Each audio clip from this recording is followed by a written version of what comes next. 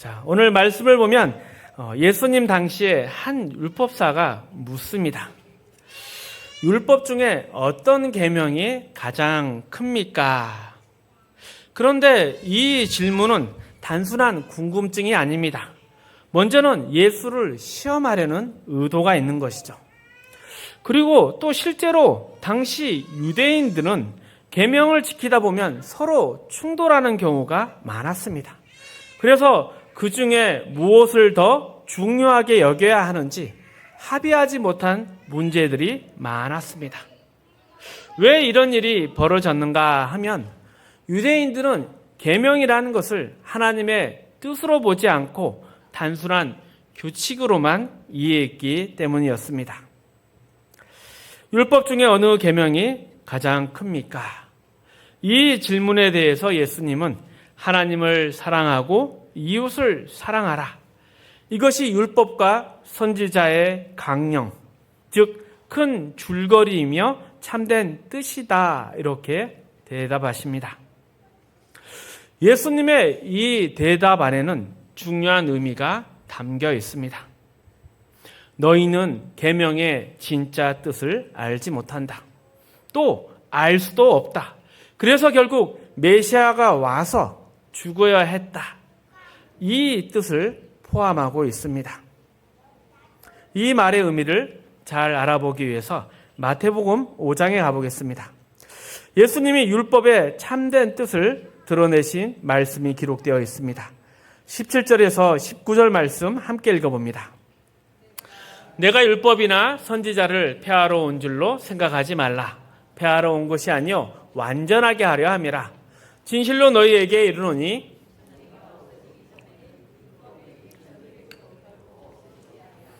다 이루리라. 그러므로 누구든지 이 계명 중에 지극히 작은 것 하나라도 버리고 또 그같이 사람을 가르치는 자는 천국에서 지극히 작다 일컬음을 받을 것이요 누구든지 이를 행하며 가르치는 자는 천국에서 크다 일컬음을 받으리라. 아멘. 이 말씀에서 예수님이 강조하신 것은 율법의 작은 계명이나 사소한 계명은 없다는 것입니다. 전부 다 중요하다는 것이죠. 그리고 20절에서 너희 의가 서기관과 바리새인보다 더 낫지 못하면 결단코 천국에 들어가지 못하리라 하십니다. 서기관과 바리새인보다 나은 의 무엇일까요? 서기관과 바리새인들은 규칙을 지키는 의에 대한 것을 가지고 있었습니다. 즉 율법을 지켰다, 지키지 못했다. 이것이 그들의 의였는데 너희가 가져야 할 의는 이것을 넘어서서 율법이 가지고 있는 참된 뜻을 이해하고 지키는 의를 가져야 한다는 것입니다. 그래서 그 뒤를 이어서 살인을 하지 말라, 간음하지 말라, 거짓말하지 말라, 헛맹세하지 말라.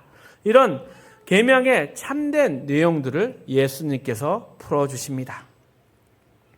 그러니 겉으로 드러나는 행동의 문제가 아니라 그 행동을 낳는 뿌리, 즉 우리의 마음속을 들여다보라는 것이죠.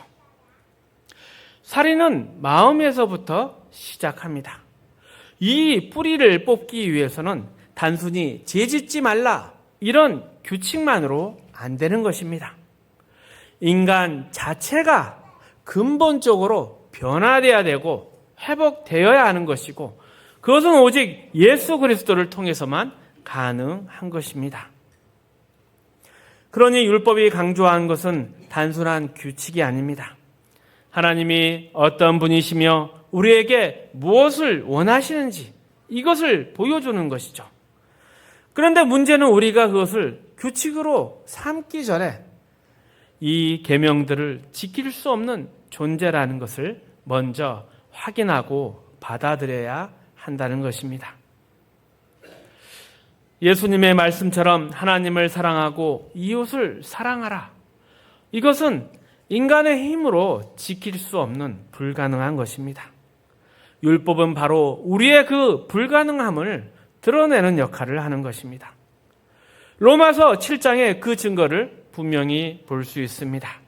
우리 7절에서 17절 말씀 함께 읽어봅니다. 그런즉 우리가 무슨 말을 하리요? 율법이 죄냐? 그럴 수 없느니라. 율법으로 말미암지 않고는 내가 죄를 알지 못하였나니 곧 율법이 탐내지 말라 하지 아니하였더라면 내가 탐심을 알지 못하였으리라.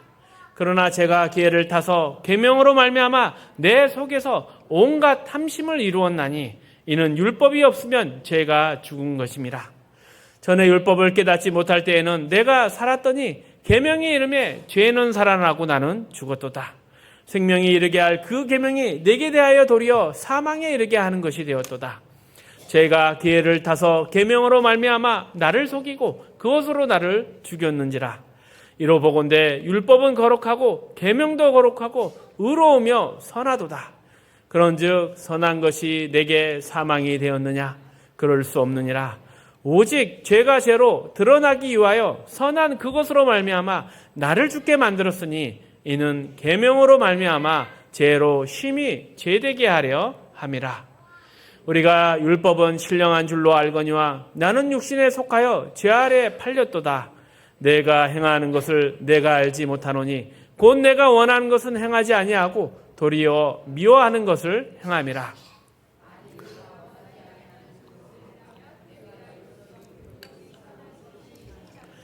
이제는 그것을 행하는 자가 내가 아니요 내 속에 거하는 죄니라. 그러니 율법이 우리에게 주어졌을 때, 예를 들어서 거짓말하지 말라 이런 계명이 주어지면 우리는 오히려 거짓말이 더 하고 싶어집니다. 이것이 바로 우리의 죄악된 현실입니다. 분명히 율법은 우리를 거룩하게 하고 구원으로 인도해내기 위한 안내서인데 율법을 배우면 배울수록 하지 말라는 것에 더 큰 호기심이 생기는 것입니다. TV 뉴스나 인터넷에 범죄 소식을 너무 자세히 다루면 안 된다는 말이 있습니다. 사람들이 저 사람은 죄를 지어서 벌을 받는구나 이런 것을 배우는 것이 아니라 야 저런 방법도 있네 하면서 오히려 잘못된 것을 배우게 된다고 합니다. 과거 영국의 마틴 로이드 존스 목사님은 그래서 성교육도 시키지 말자고 했습니다. 굳이 가르쳐주지 않아도 때가 되면 다 아는데 가르치면 좋은 것이 아니라 잘못된 쪽으로 먼저 배우기 쉽다는 것입니다. 뉴스에 회사 직원이 큰 돈을 갖고 도망쳤다 이런 기사가 나오면 참 저 사람 나쁜 사람이네 이런 것이 아니라 야 내가 했어야 했는데 먼저 했어야 되는데 나라면 절대 안 들킬 자신이 있는데 이런 엉뚱한 생각이 떠오르는 것이 바로 인간의 죄된 본성입니다. 우리의 마음이 이미 악으로 뿌리 박혀 있기 때문에 무엇을 줘도 제대로 사용하지 못합니다.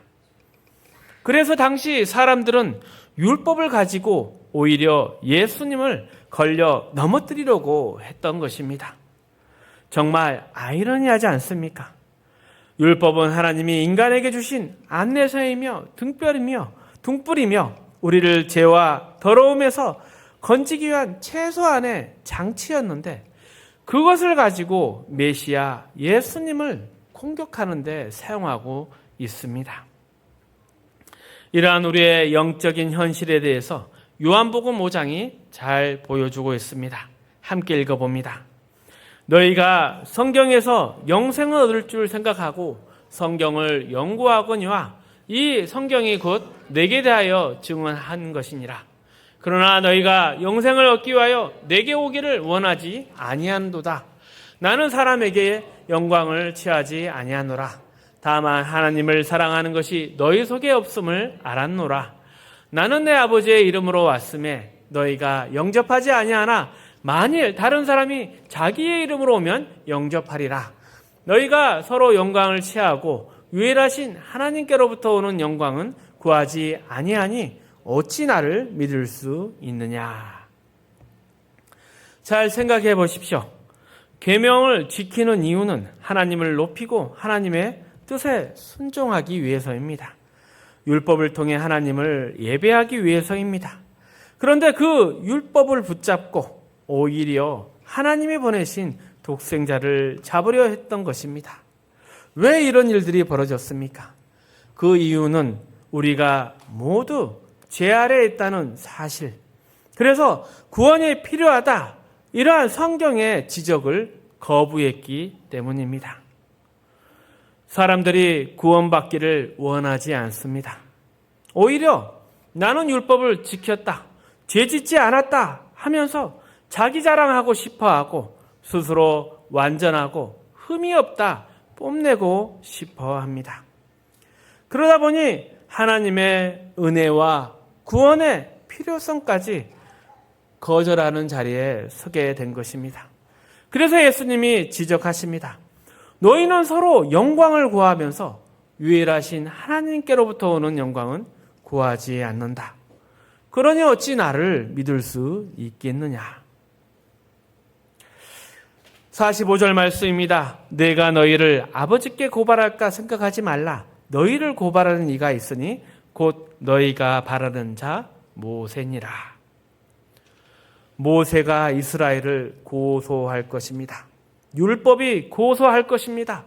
왜 그렇습니까? 하나님께서 율법을 주신 목적은 분명히 사랑으로 인도하기 위함인데 사람들은 그 율법을 붙잡아다 사람을 죽이는데 사용했습니다. 그래서 율법사가 어느 계명이 가장 큽니까? 라고 물었을 때 예수님께서 하나님을 사랑하고 이웃을 사랑하라. 이 두 가지가 율법과 선지자들이 전하는 메시지의 핵심이라고 답하신 것입니다. 그러나 당시 사람들은 사랑하려 하지 않았습니다. 다른 사람을 살리려 하기보다는 오히려 죽이려 했습니다. 율법의 정신을 버리고 자기 자랑만 앞세웠습니다.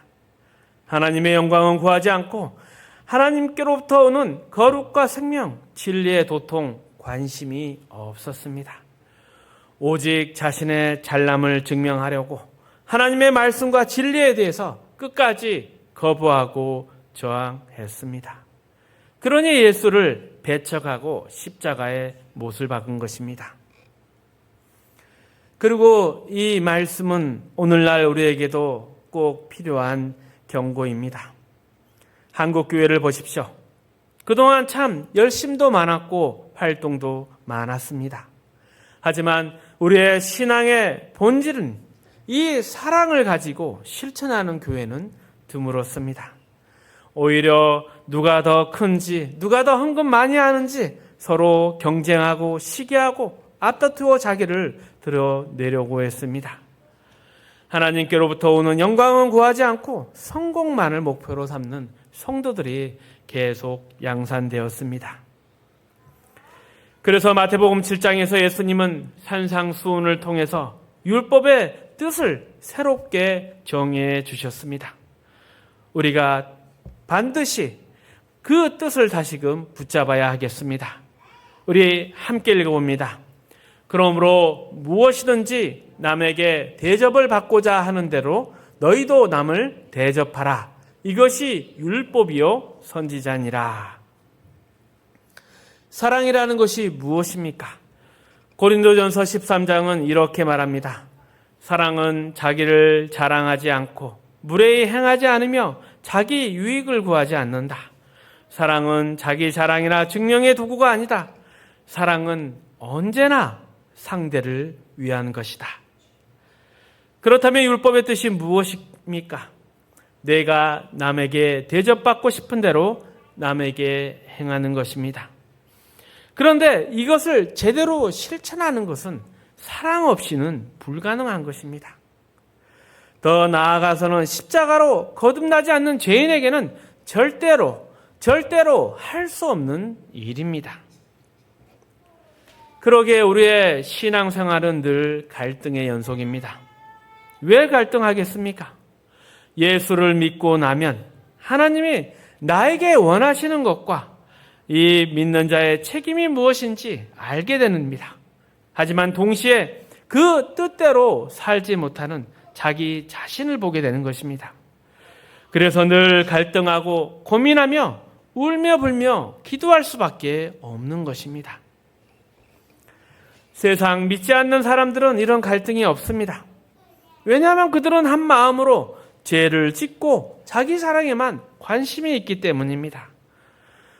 오히려 예수 믿기 전에는 이런 갈등은 없었지만 믿고 난 후부터 이 갈등이 시작이 되는 것입니다. 신앙을 잘못 이해하는 사람들이 있습니다. 예수 믿으면 인생의 모든 갈등이 사라진다 이렇게 생각하지만 그렇지 않습니다.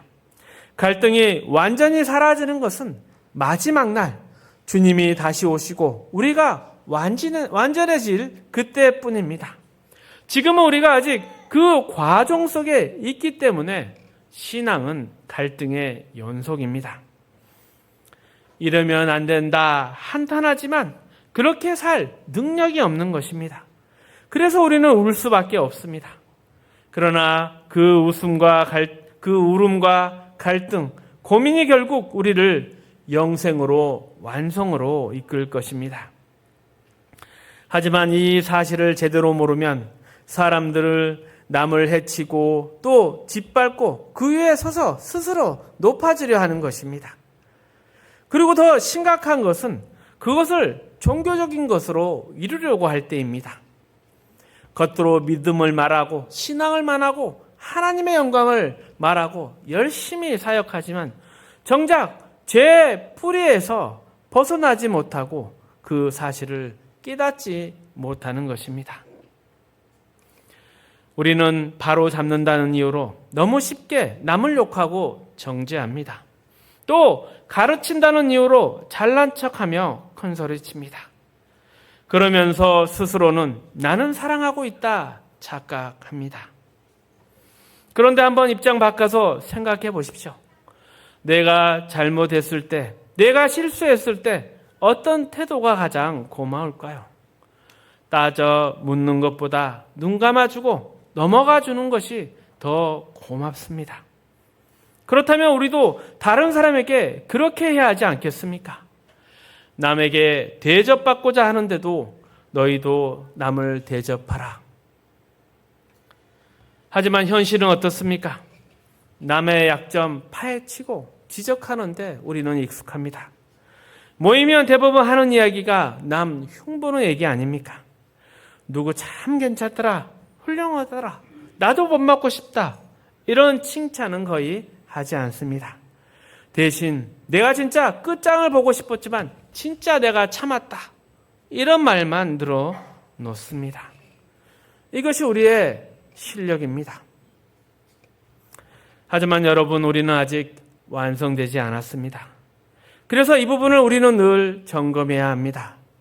신앙을 돌아볼 때 나는 왜 기도를 못할까? 왜 성경을 안 읽을까? 왜 전도를 못할까?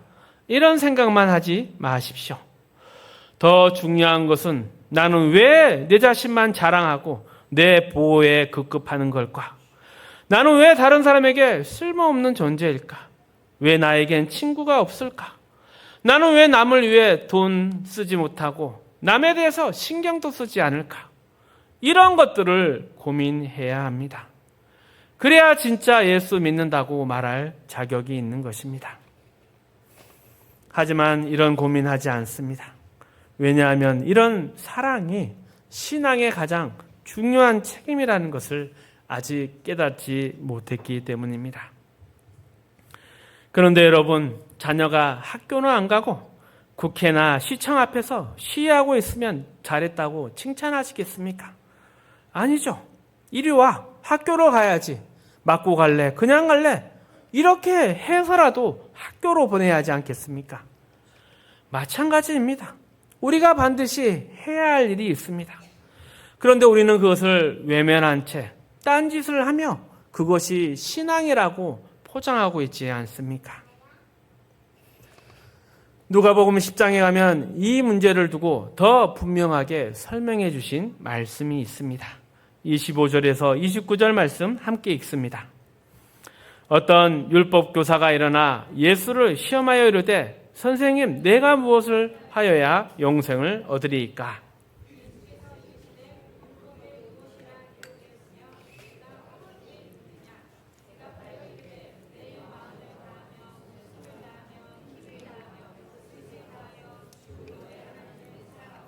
또한 내 이웃을 내 자신같이 사랑하라 하였나이다. 예수께서 이르시되 내 대답이 옳도다. 이를 행하라. 그러면 살리라 하시니 그 사람이 자기를 옳게 보이려고 예수께 여짜오되 그러면 내 이웃이 누구니까? 마태복음에서는 율법사가 어느 계명이 가장 큽니까? 라고 묻습니다. 그런데 누가복음에서는 같은 맥락에서 무엇을 해야 영생을 얻을 수 있습니까? 라고 기록되어 있습니다. 율법에는 분명히 하나님을 사랑하고 이웃을 사랑하라 기록되어 있습니다. 율법사도 하나님 사랑하는 것은 자신이 잘 지켰다고 대답합니다. 그러자 예수님이 그렇다면 이웃을 사랑하라 라고 말씀하십니다. 그러자 다시 율법사가 묻습니다. 그렇다면 내가 사랑해야 할 이웃의 범위는 어디까지입니까? 이때 예수님이 들려주신 이야기가 바로 선한 사마리아인의 비유입니다. 어떤 사람이 예루살렘에서 여리고로 내려가다가 강도를 만나 거의 죽게 되었습니다. 그런데 제사장 레위인은 그 길을 지나가면서 모른 척하고 다 가버렸습니다. 그러나 사마리아 사람은 멈추어서서 그를 불쌍히 여기고 끝까지 돌보아 주었습니다. 내 생각에는 이 세 사람 중에 누가 강도 만난 자의 이웃이 되겠느냐? 이르되 자비를 베푼 자니이다. 예수께서 이르실 때 가서 너도 이와 같이 하라 하시니라. 율법사가 던진 진짜 질문의 내용은 이것입니다. 도대체 내가 어디까지 사랑해야 내 이웃을 사랑한다는 말입니까? 내가 책임져야 될 이웃의 범위가 어디까지입니까? 사돈의 8촌까지입니까? 하지만 예수님은 말씀하십니다. 사랑이라는 것은 내가 사랑하고 싶은 사람에게만 베푸는 것이 아니다. 사랑은 베푸는 사람이 정하는 것이 아니라 사랑이 필요로 하는 사람이 정하는 것이다. 즉, 사랑은 도움이 필요한 사람에게 주는 것이다. 내가 좋아하는 사람이라 내게 뭔가 줄 것 같은 그런 사람을 사랑해 주는 것이 진짜 사랑이 아니다. 그래서 예수님이 46절, 47절, 마태복음 5장 46절, 47절에 이렇게 말씀하십니다. 함께 읽어봅니다. 너희가 너희를 사랑하는 자를 사랑하면 무슨 상이 있으리요? 세리도 이같이 아니하느냐? 또 너희가 너희 형제에게만 문안하면 남보다 더하는 것이 무엇이냐? 이방인들도 이같이 아니하느냐? 기독교 신앙의 핵심이 바로 여기에 있습니다. 우리가 구원받았습니다. 예수를 주라 시인할 때 그 믿음의 고백이 무슨 의미입니까?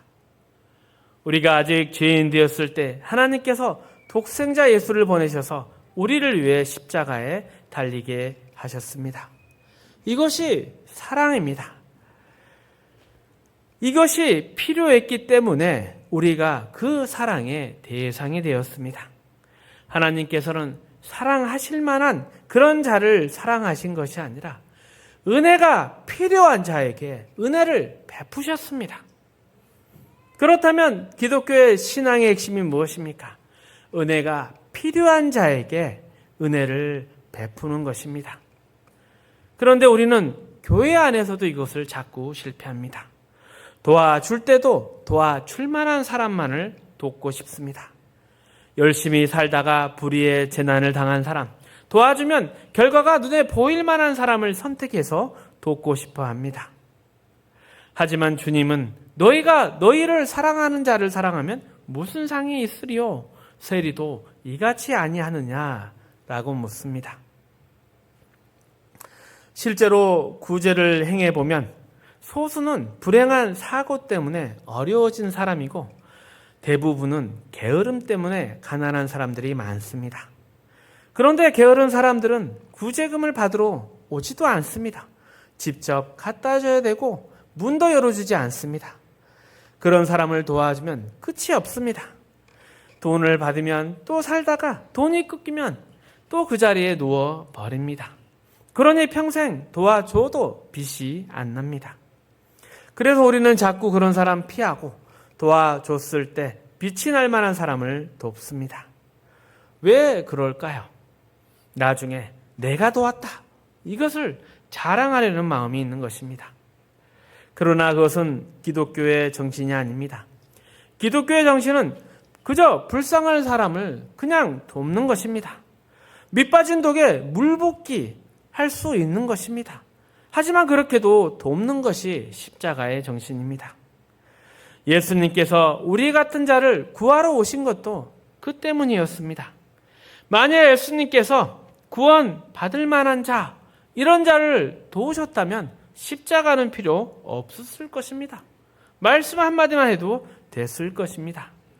하지만 주님은 나를 위해 십자가를 지셨습니다.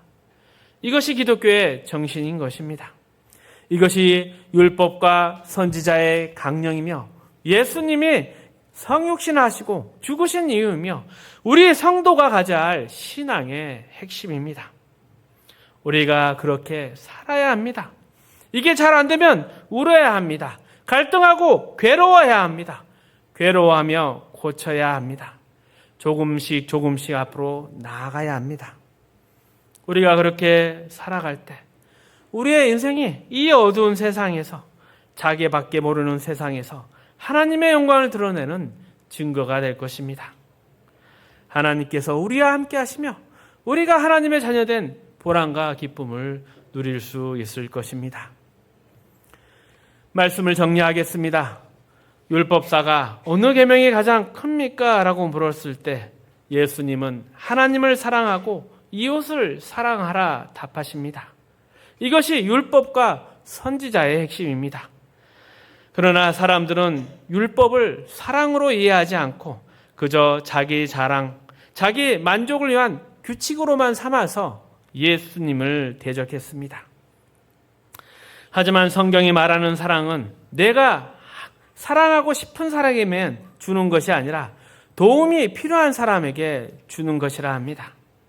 하나님은 사랑받을 만한 자를 사랑한 것이 아니며 은혜가 필요한 우리에게 은혜를 베푸셨습니다. 이것이 십자가의 정신이며 기독교의 핵심입니다. 그래서 우리도 은혜가 필요한 자에게 자비를 베푸는 삶을 살아야 합니다. 사랑을 베푸는 것, 이게 잘 되지 않는다면 괴로워하고 슬퍼하며 울어야 합니다. 계속 하나님 앞에 나아가야 합니다. 이 과정을 통해서 우리의 삶이, 우리의 존재가 변하고 이 어두운 세상에서 하나님의 영광을 드러내는 증거가 될 것입니다. 끝까지 인내하고 승리하실 수 있기를 축복합니다.